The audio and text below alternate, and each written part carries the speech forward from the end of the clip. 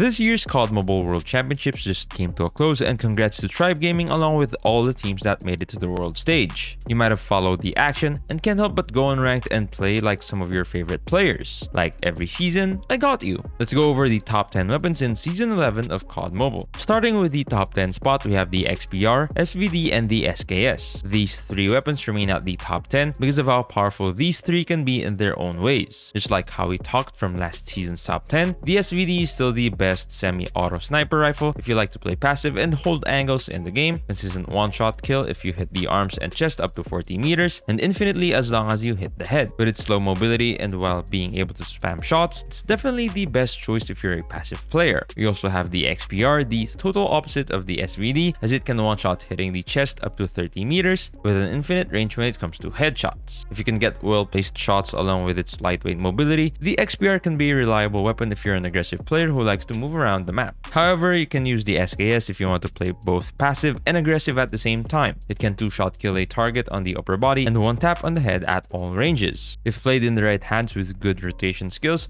this gun can be a frightening gun to go up against. You'll also see teams in World Champs using the SKS, especially in respawns. Here are the builds for you to use. Moving on to top 9, we got the M13. As it's still one of the easiest guns to use, it's no doubt a perfect gun to recommend to a friend who's new to the game. M13 is versatile, with a decent time to kill at range, which makes this gun a reliable all-around weapon of choice. You can also try multiple builds the way you like it, so make sure to try these out.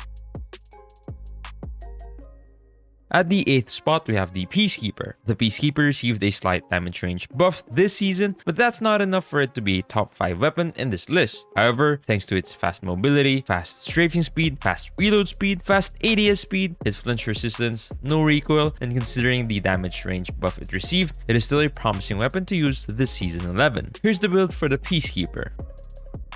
Next up, we have the Chopper at top 7. Huge mag size, fast fire rate, good wall penetration, and a fast mobility thanks to the heavy handle makes it a strong weapon for the current meta inside the game. You might want to give this weapon a shot if you like moving around the map while holding angles and making space for the team. Try these builds for the Chopper.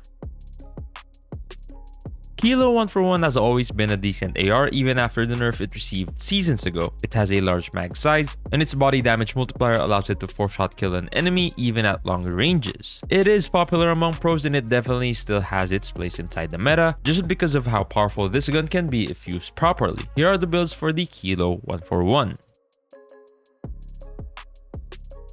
Moving on to our top 5, it's the MX9 and Switchblade X9. Like I mentioned in the last video, they have similar stats, and the only difference they have is that the MX9 has less magazine size while having a weird recoil pattern, while the Switchblade X9 has a bad BSA which makes it harder to use at medium range. But both guns have good mobility and TTK for close range fights where they shine the most. Here are the builds for the MX9 and Switchblade X9.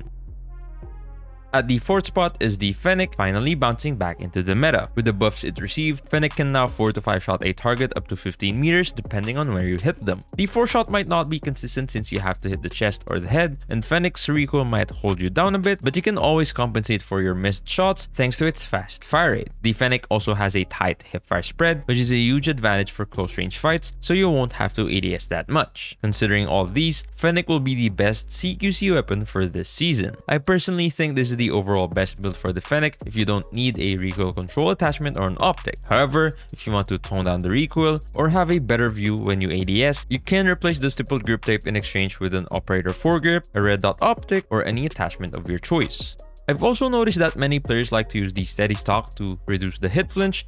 I wouldn't really recommend you using it, but it is a good alternative if you want to keep the quick fix perk instead of the toughness perk, which would have been better by sacrificing a bit of mobility. At number 3, we have the PP19 Bizon and CBR4. The CBR4 is one of the popular weapons being used currently here in Garena. Large mag size, easy to control recoil, and good mobility is what makes this gun pretty good to use in the current meta. Although its TDK may be fast, it isn't quite consistent as the range goes on compared to the PP19 Bizon. The PP19 Bizon has a larger mag size, little to no recoil, consistent damage multiplier, and TTK compared to the CBR4. The PP19 Bizon also has a 3-shot potential at its first range, but the CBR4 is a better choice for CQC since the PP19 has a slower fire rate than the CBR4. Both guns are good and shine in their own way, but it is more of a personal preference. Here are the recommended builds for both of these guns. Next up, we have the Holger 26. Now, I don't want to repeat myself from the last video, but basically here's what the Holger has. It's definitely a must-have in your loadout since the benefits of this gun clearly outweighs the downsides, only having a slightly slow ADS speed and a slight hit flinch. Here are the builds for the Holger. Onto the final weapon on our list, you might have probably guessed it already, and yes, is the Krig 6. The Krig 6 has been a dominant weapon for the past 2 seasons. Even if it has a weird recoil, slow bullet velocity, bad iron sights, and aim shake even with the optics on, the Krig 6 has a consistent body damage multiplier, meaning you can kill an enemy with a consistent time to kill, even if you hit an enemy in the legs. Not to mention its ability to compete in CQC because of its fast fire rate with its 3-shot potential. There's so many things that you can do with this weapon that other weapons can't, so it's no doubt a top 1 weapon for this season. Here are the builds for the Krig 6.